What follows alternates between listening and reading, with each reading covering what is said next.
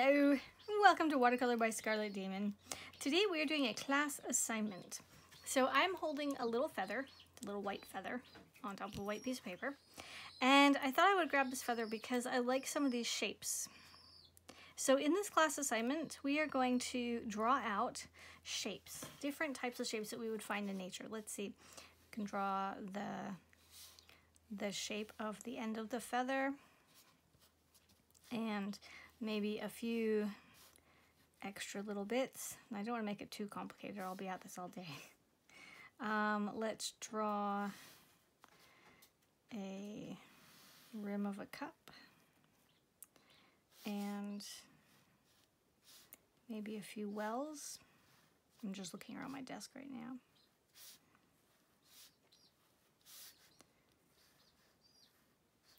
Okay, let's draw the top of my little spray bottle. Now, I'd like you guys to grab some paper, some paint. It's really hard for me to draw while I'm talking. That's funny. Okay. It's going to be a very quick sketch here. There we go. That's horrible. Anyway. Okay, so I've got a few things sketched out. These are the different parts of the feather. This is a water bottle. This is the rim of a glass. These are the wells in over here. And right off the top of my head, I can't think of much else to sketch out. Obviously, a square would be useful, of some variation of square. Maybe a squiggly line that we've turned into like a cylinder shape. A petal, let's say maybe from a tulip, or a petal from an iris, which will go a little more like this, right? And then maybe something really complicated like a water drop gone splat, or you know, pile of jam on the floor. If you guys have children in your house, you know what I mean. Okay, so we've got a few things sketched out. Sketch whatever you want. Simple, doesn't matter. We can keep it really simple and, you know, circles and squares, or we can make it much more complicated. It's not important. Now, the key thing here is that we are taking our time, relaxing, preferably trying out different brushes. So I have my brushes here. These are the ones I use most often. The rest of mine are in a big box next to me on the other side, but these are the ones I use most often. So I'm going to selectively take some brushes out of here and we're going to work with them regardless of what they are. This is the Kolinsky brush. I think I want to use something different, like this one. Okay, and I need water. So we want to make flat washes. I want you to take your time and see how many different ways you can move a wash around.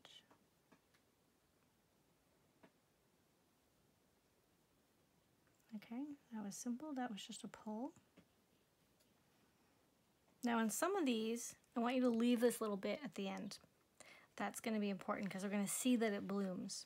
Okay, it's going to turn into a cauliflower. On other washes, I want to recommend that you pull that bloom off, or sorry, that little water drop off, and see what happens when it dries so we can compare later.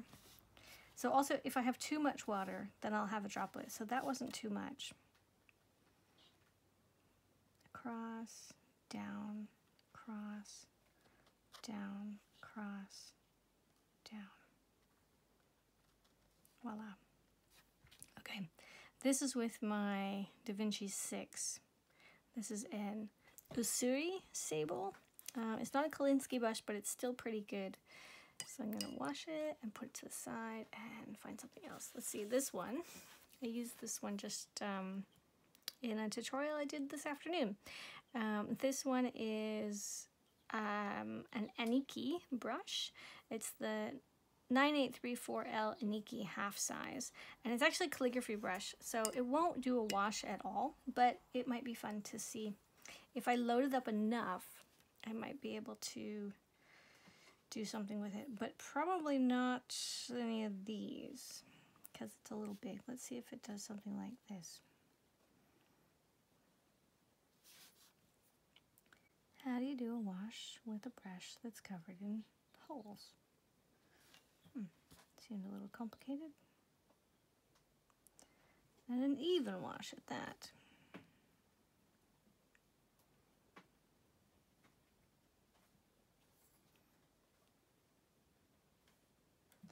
So, do you guys have your stuff out? Are you painting with me? This is interactive, right? So we're gonna actually have conversation here, and I'm gonna leave all this in. I won't just edit it out like I normally do. Okay, I'm kind of cheating, and I'm using the brush on this side. And it's very difficult. There we go, to get some kind of wash. I think I'm gonna go over this side again.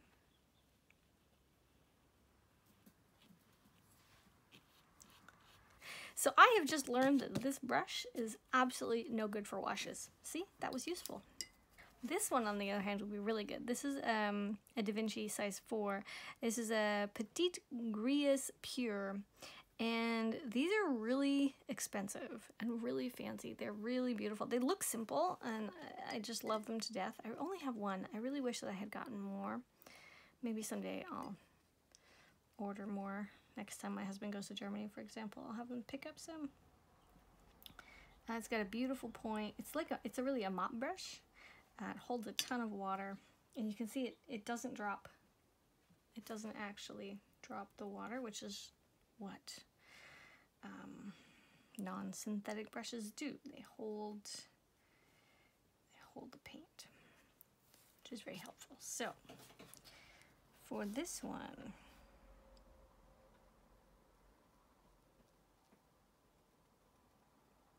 I'm gonna get the point in there, because there is a point. Now this brush will do a wash much, much better. Of course, maybe not a wash this small. I'm really using all the wrong ones. And then once I have the point in perfect, I want to gently pull it across. Hopefully I have enough water on here to go the whole way. If I see that it's starting to run out, I'm going to leave that drop, come back, pick up more water. It'd be great if I had more in the right color, but it doesn't matter. Okay, and then before this dries, I want to come back and add to it.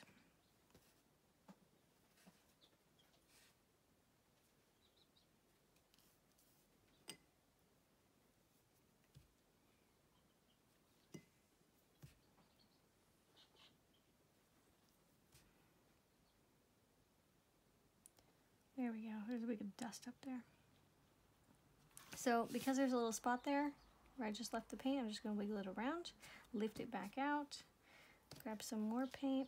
This is much better. Now I've got a real puddle, so I can actually move it. Keep it going, keep it going, keep it going. Come on the other side, do my point.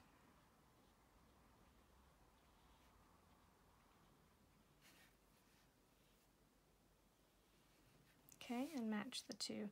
Now in this one, I'm going to dry my brush off a smidge. And I have an actual towel. I prefer using a towel than paper towel. Paper towel is crazy expensive, like 25 bucks in this country for just a few rolls. It's really pricey, and it's not very environmentally friendly. So I do have a cloth, but I don't know where it went. So here I'm lifting it off, and I'm really doing this, you know, for the sake of showing you guys what it's going to look like and practicing. That's the whole point. That's the whole point. We're just learning. We're seeing what happens. So what happens when we do a wash and then we lift it off? And you know what happens when we go back and we fiddle with it for a while? Now, something about this brush that most people complain about and say that they don't like is that it will bend and it will hold its form. So that's not actually a bad thing. In my opinion, that's a good thing, because as you're working with it, if it bends, you simply turn it over and it goes to the other side. But it holds so much water. This is so full. It is just saturated, that center. But it's not dropping. So let's pick up a different color. Let me use a crappy brush to pick up some colors. I think we need something red on here. That's a good red. That looks like alizarin and crimson, doesn't it? But like I said, if you haven't seen that tutorial, soon I will be done with these colors and I'll refill them up because I'm still not entirely sure what they are. Okay, so down for our petal. Now, another way we can do it, we can take a brush. This is size 6 Maestro DaVinci. This is a Kalinsky, Sable Kalinsky. And we can first put some water down.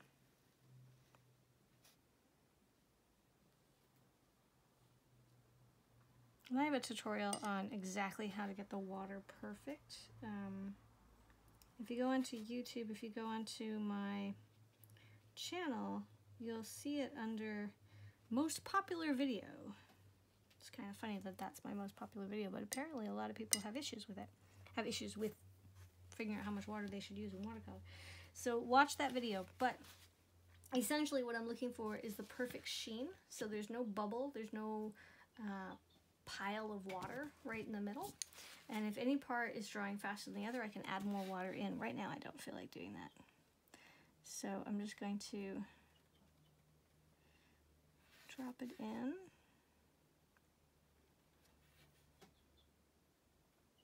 Now we're going for a perfect wash, right? That's the objective. I've got water on here and I've got water in my brush, and my brush holds a ton of water. So this is going to be a pretty wet wash. Remember to take your time. Do it really slowly. Sometimes you really have to move the brush to be able to see. You know, this is a fat brush, so if I'm trying to do that line, I can't actually see it. So I have to come back in this way and go up. Well, you might not have to do that. Okay, but that's what I'm doing here in order to try to keep that line perfect. Now, we could leave it. We're going to leave it. That's what everybody says. Everybody says leave it the way it is. I don't like it the way it is. That's horrible. Okay, leave it like that maybe. I think my paper is kind of bending a bit. So where there is more paint, we will get a dark line, and we might get a run back. And I say that all the time because it's true. Okay, let's do, anybody have a suggestion as to the color we should do next? I feel like this should be a live tutorial.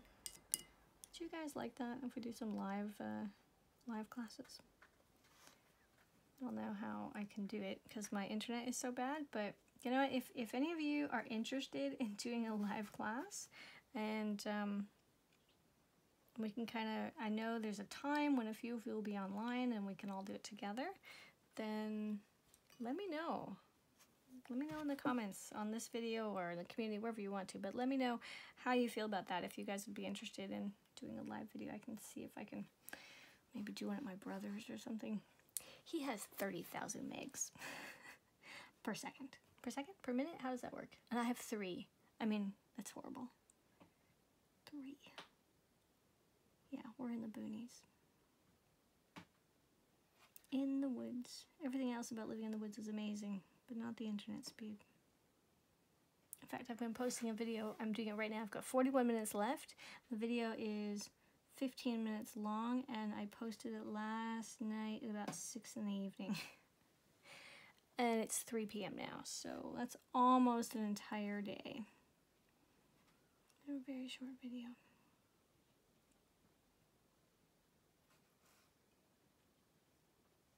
There's some red in here. It's very pretty. I'm going to add more. So, yes, it's still going to be flat. It'll just be a 2-colored flat. If that makes any sense. And what that means is we're not going from dark to light. We're going from a yellow to a red. We'll see how it works in the middle.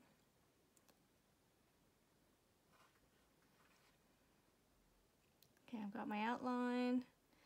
I'm going to come across the center and kind of, whoops, add it all in. If you have a spot, just gently lift it out with paper towel. In that case, paper towel is going to be your better option because the cloth you're using to clean your brush might not be that clean. So you don't want to use a dirty, especially dirty, damp cloth on your white paper. You want something like a white paper towel.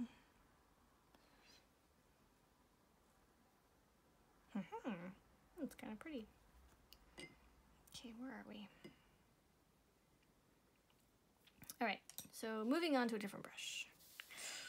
Moving on. What do you guys think? We're running out here. These are our options. That one. I haven't done that one in a long time. This is a Rosemary & Co. brush. This one I love. It's the Rosemary & Co. Triangle Series 40. And this brush, I did a review on it. It's a great brush. It has a story all by itself because Rosemary & Co.'s delivery time is pretty crazy. At least when it comes to me. It seems like other people are fine, but when it comes to me, it just, oh my goodness, it takes them forever to get anything to me. We've actually been talking, Rosemary & Co. and I have been in the works. We've been discussing details for two years, almost no, how long? Since I left Germany. I mean, it's over 2 years now. Or it will be. Yeah, because it was before I left Germany. So it's over 2 years. That's insane.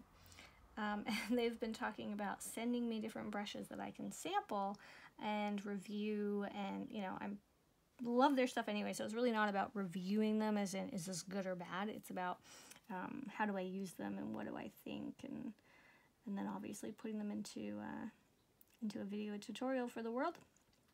I really like being able to recommend really good stuff to you guys, and I'm pretty intent on only recommending what I actually use, not just, you know, you could use this, you could use that, blah, blah, blah. So, for example, I don't use, I don't know what they're called, black silver, silver handles, silver black, black velvet. I don't use that line of brushes, so I can't recommend them, obviously.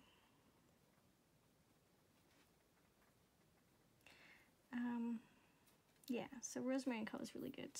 They have, all their brushes are handmade, just like DaVinci, and lots of people working in the lab, making the brushes. But there's an awful lot of control. There's a lot of quality control when you have handmade brushes, which is the same reason why I really like handmade paints.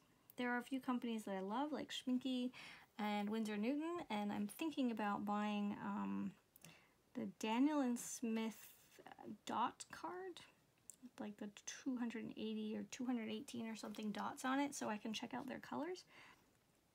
I've recently decided that I'm curious about their granulating colors. So, I don't know, I might be recommending Daniel Smith soon. Maybe, maybe not. But I really like handmade paints. I also really like my handmade paints. Speaking of my handmade paints, I ordered from Germany, my husband is bringing them back with him, 50 different pigments. So that'll be fun to talk about.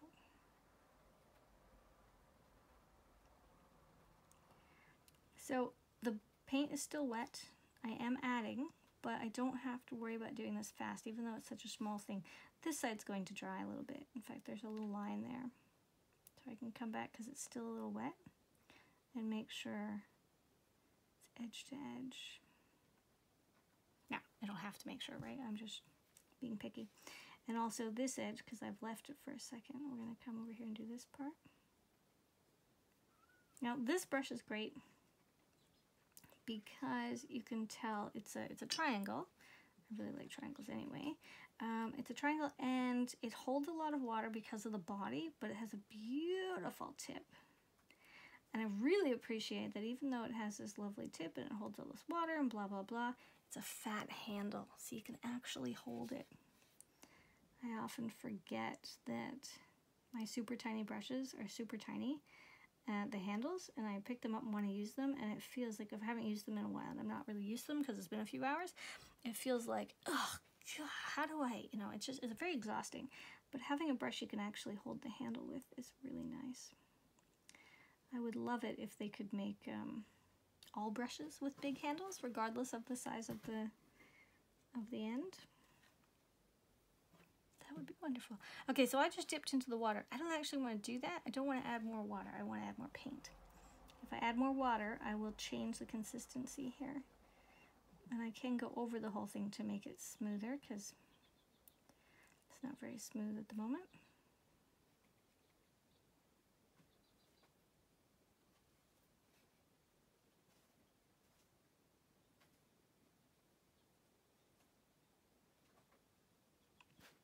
So there's a little line right there, and I just move the brush around back and forth on it a bit, and the line comes right up.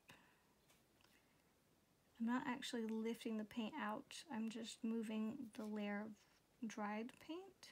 So I'm not trying to go back to white or anything, because that wouldn't work. Again, I do not want to add water. I keep going that direction. I want to add paint.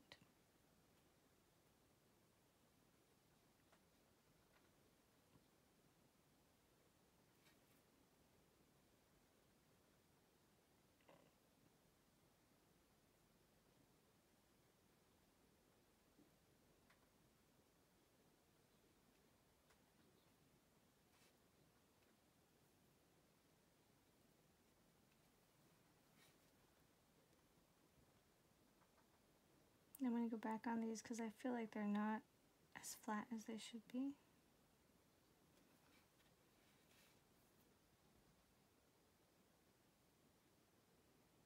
Now, flat washes are really important.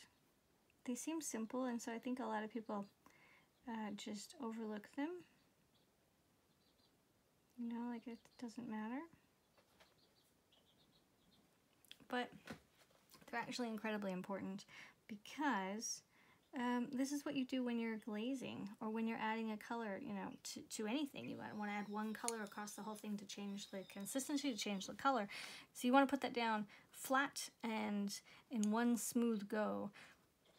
So I think it's really important to have that basic knowledge where you know how to put down a flat wash. Now, if you want to mess it up and you want to never have to do a flat wash, that's okay. It's kind of like parallel parking. Everybody who drives should at least know how to parallel park.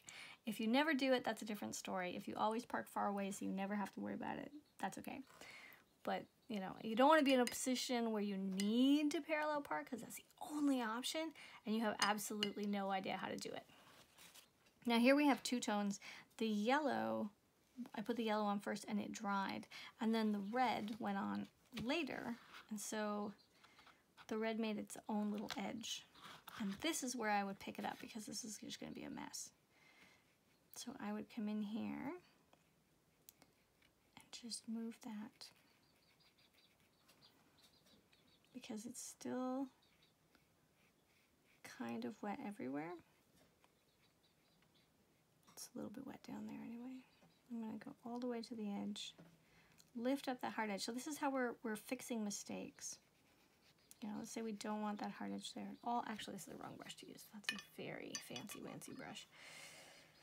Let's use this little eradicator brush. There we go. So just come in here and lightly lift that up.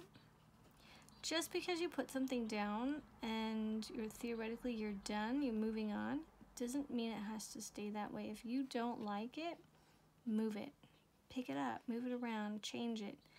And don't worry about it. If your whole painting is ruined because you moved something, well then paint again. This is an art process. This is about feeding our soul. Our soul is not satisfied when we only make one painting and we're finished. Our soul wants us to make as many paintings as we possibly can and as often as we can.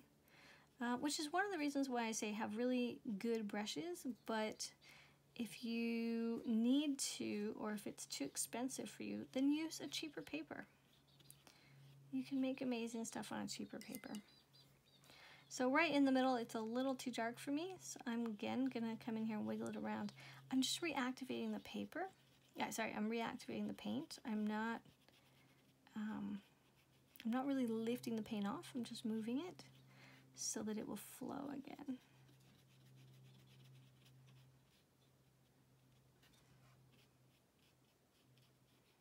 Especially here where there's a little, there might be a bump in the paper there because it still wants to sit there.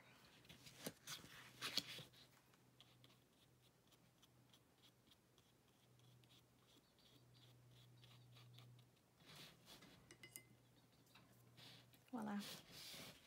And here too, look what's happening here. We had that huge pile of water on this side and it's making a giant mess. So again,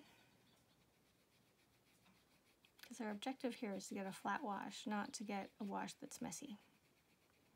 Now if that was going to be a tulip and I wanted that line down the middle, especially if I had done it on purpose so the line went all the way and one side was darker and one side was lighter, it could be very cool. But right now, I don't want it.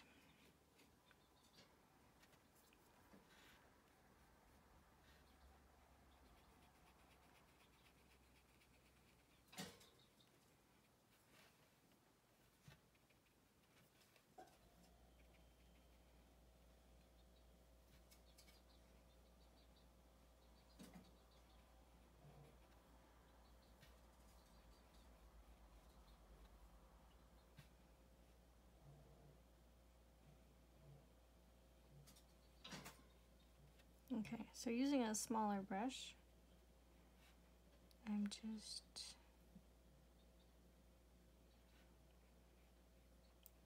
putting more paint on. So this is essentially a second layer of a second flat wash, although this flat wash is on top of a flat wash, so we would call it a glaze. So glazing a second layer.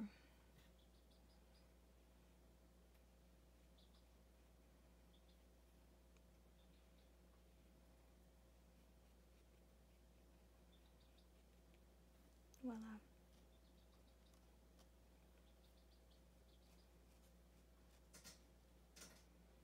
Okay, and then we've got, continuing to use this crummy brush, let's take one of these guys.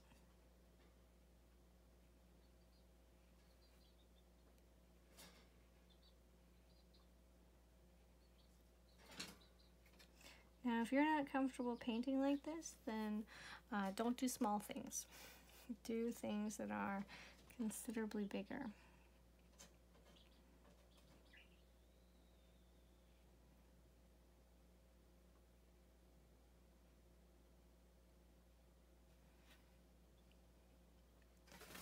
These are green, and could do the red, yellows, and blues here.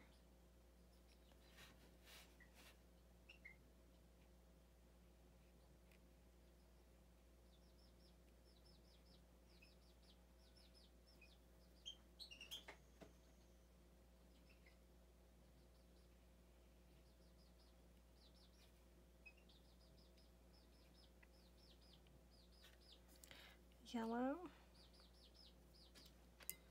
I think this is marine blue, ultramarine blue. It might be Paris blue. It looks like ultramarine blue.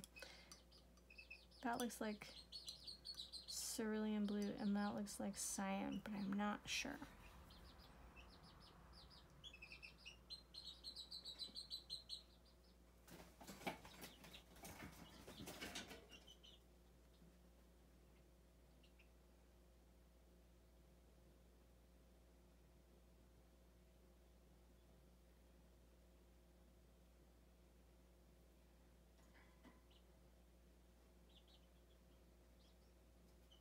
And the last one is red. Let's use something like a pink.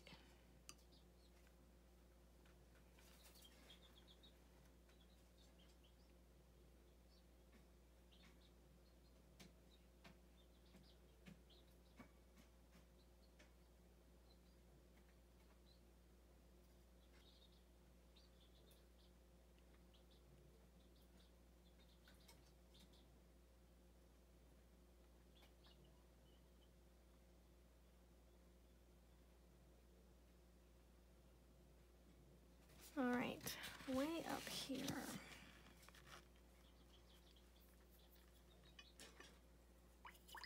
Okay, this is where I would again say what kind of colors you guys want.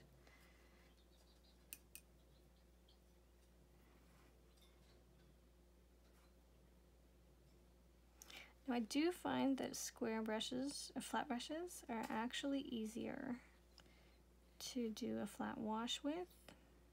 It holds the right amount of pigment. It's just really easy to pull. You get beautiful edges. It's a good shape for a brush. I think this one is cadmium yellow. I think that one is raw sienna.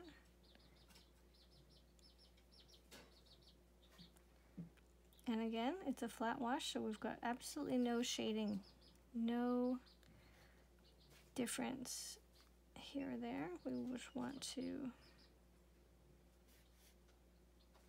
should probably wait until the other one's dry too. Keep the color consistent.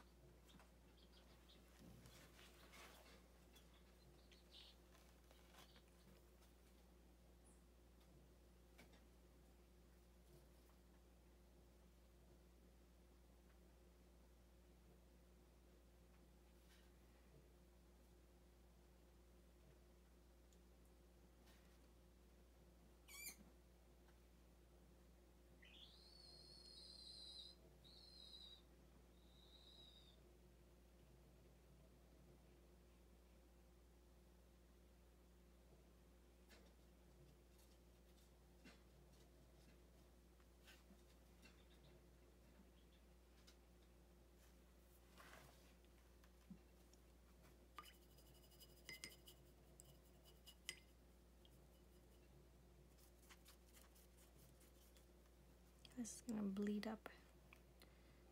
Let's see if we like that. There's some pretty bold colors we're going through here.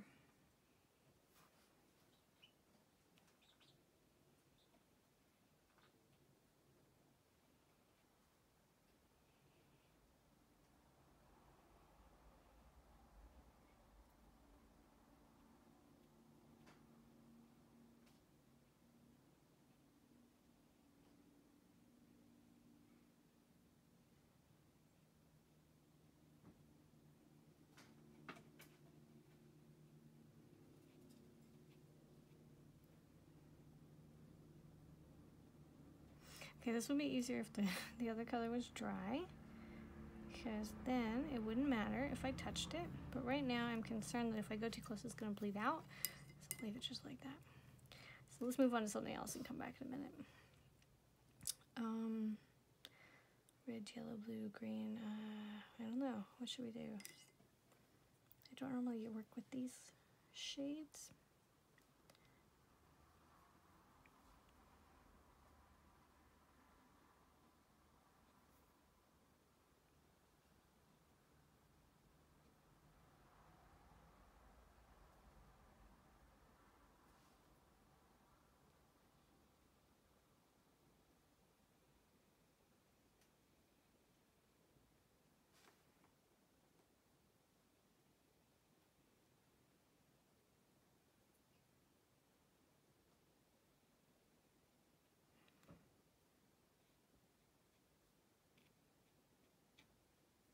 That looks pretty good.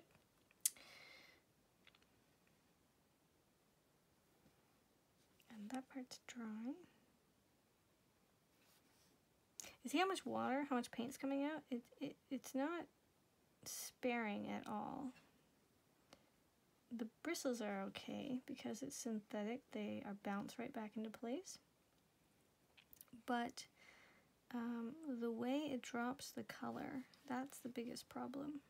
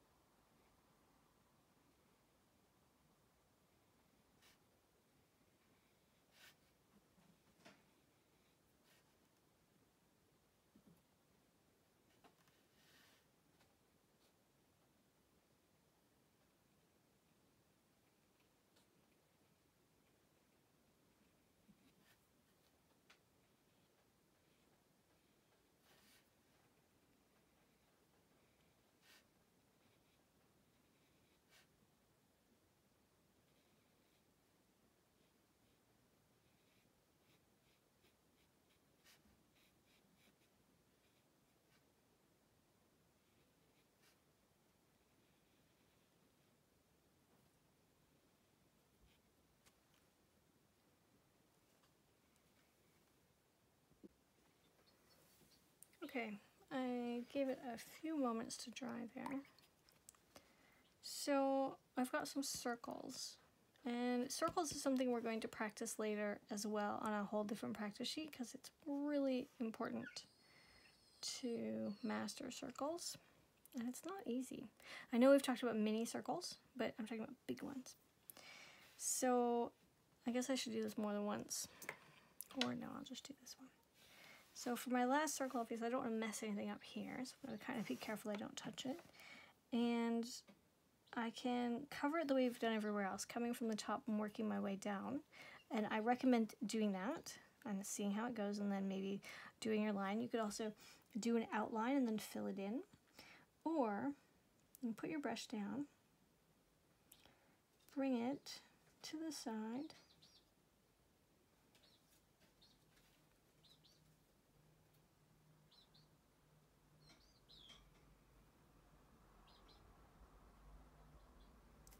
hold on.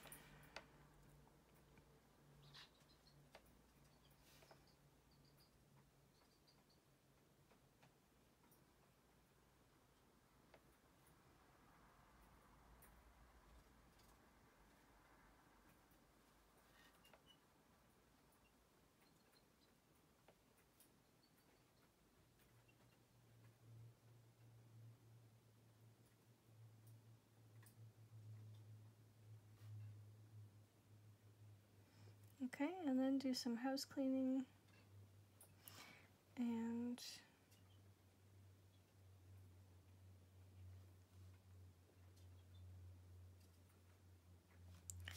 fix if you've got a little dot anywhere.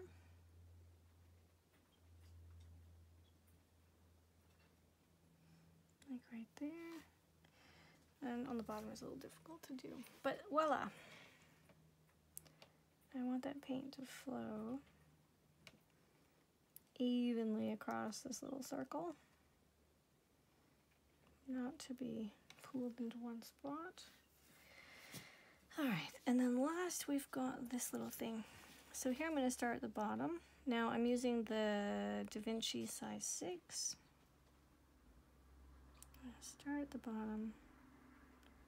Just draw on one line and then bring my brush all the way to the top. Now you do not need to do this. You can do it any way you want because this is about learning and practice. It's not just about following me.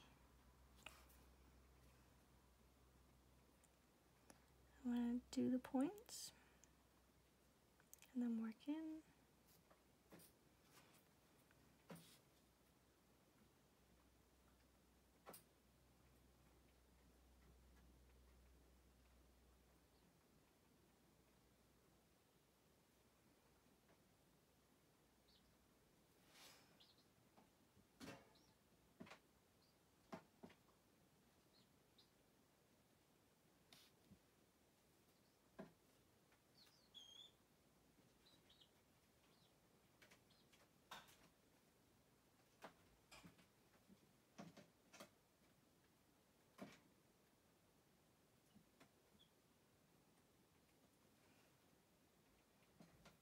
not sure if that was there. I think I'm gonna...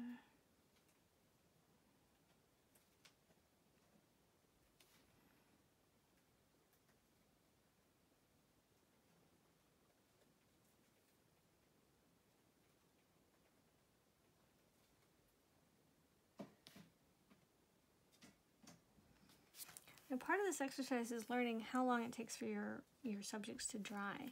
Like, that was a lot of fiddly stuff to get these points. I didn't even do this one so well. But you can see how long it took. Like, it didn't dry on me.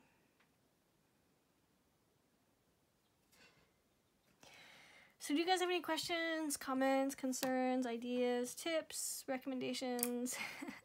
Do you have any thoughts on this that you want to share? I would love to know. This is where having this little class being live would be really helpful. Would be fun.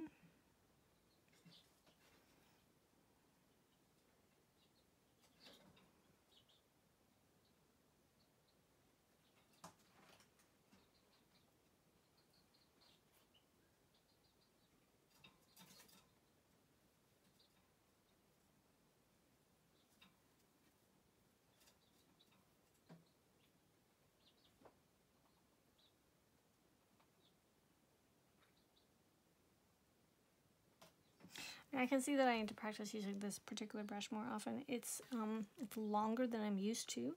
I tend to use a slightly shorter one, like I don't know where it is now. Here, like the 4, or even like the 4. That is the 6. So the bristles, the hairs are shorter, which means I have a little more control when I'm working with it. So here, when I do that one.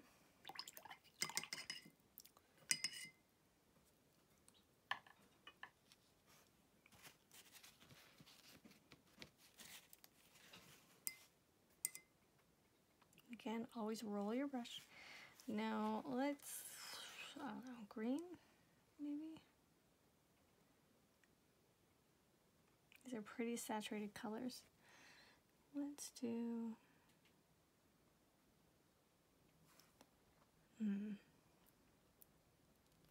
well, that was the highlight. Okay, and then there was a highlight down here.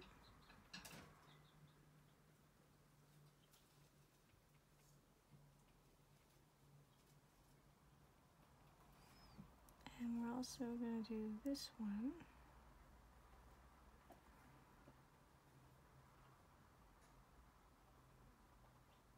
Now the blue is dry.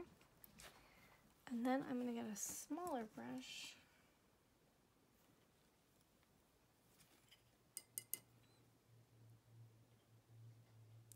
And this is a Kolinsky size 1, and I just want to, don't want that much paint. I want to just have a little bit of paint.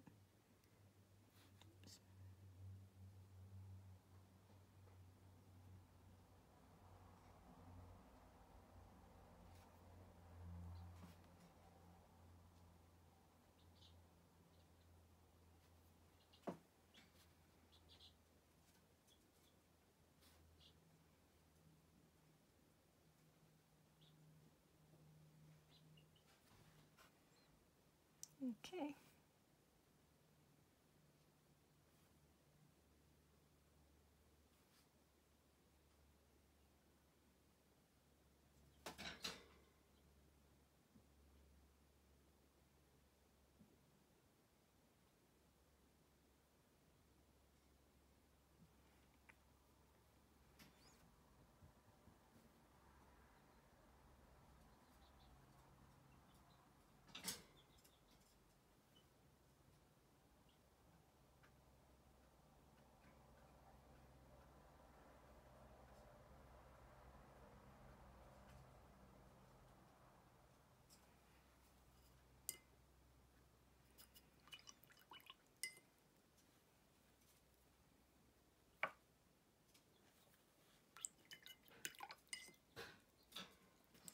Okay, now ideally I need to let that dry before I come back because it's going to bleed in. I do like the way it bleeded here. That's okay. This is pretty flat. This is a very awkward thing to do because it's so tiny. That's a beautifully flat wash. This one's pretty good. I did go over it a little bit, so there's a little extra. That one's perfectly flat. So are both of these. This one improved after we went over it the second time. So this one is still a little wet in a few spots, but it's looking really good. And these little ones are also perfect. Dead on perfect flat. So I can see in my own work that I have improvement to make. I need to do more of these. And I think I should spend some time coming back and doing really simple things. I do a lot of things that are complicated, and somewhere in the complicated world you actually kind of bury your mistakes, or there's so many layers and there's so many colors that things get hidden and tossed away and it doesn't matter. But something like this is very interesting because it's flat and there's nothing in it, and so if you don't go all the way to the edge, or if you bleed out a little bit, or if you have line, you can see it, right? I can see the problems. Problem here, a little bit here and here and here. There's probably one there because that's dry and that's not, so there might be an edge later because it's still not wet. It's still not dry. Definitely this could be totally different. I'll work on that one again. But it's a really fun experience. It's a fun challenge, I guess, if you find this type of thing fun. I enjoy getting lost in the detail. The more complicated something is, the more I want to do it. So this is cool for me, even though it's the same thing. It's not that, you know, super exciting. I find it a lot of fun. I hope you guys do too, and I hope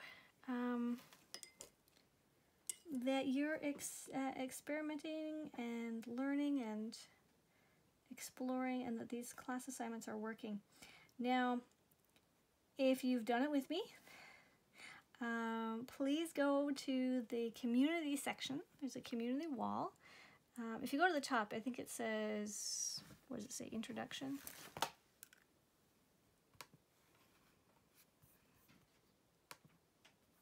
Okay. So if you go to my my Patreon wall, my Patreon page, it says overview, posts, and then community. And posts, of course, are where my posts are, and I can't post in community, which is kind of funny. It'd be nice if I could. Seems like it'd be pretty cool.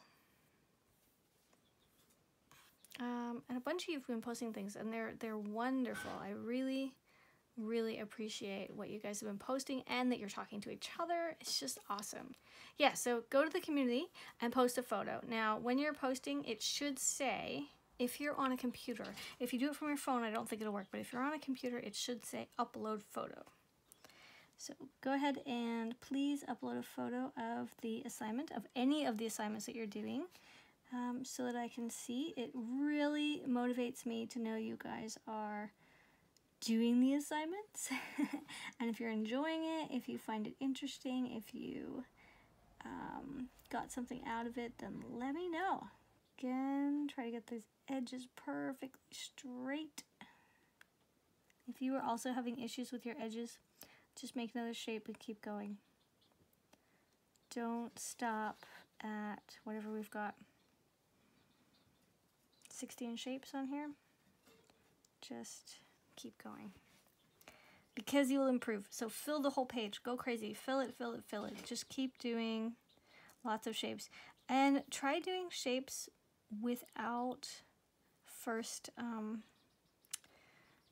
drawing them in.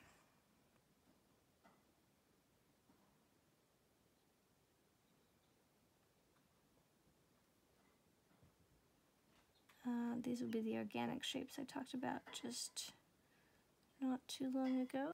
Now, the nice thing about not having it drawn in is that you can make it as big or small as you want. So you start off with a small square, but every time you're going around, you're perfecting it, and it gets bigger and bigger and bigger. Well, it's your square. Make it as big as you want. Hi, Jelly Bean. You came back. So I'm going to take this green and this bluey color and some yellow. Let's see what that does.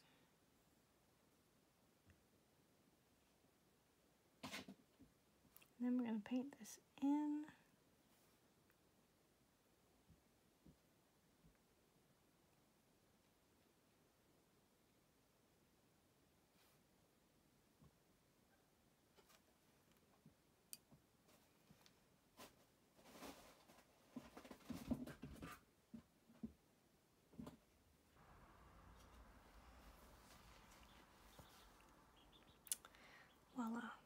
is not very flat. Okay, thanks for watching.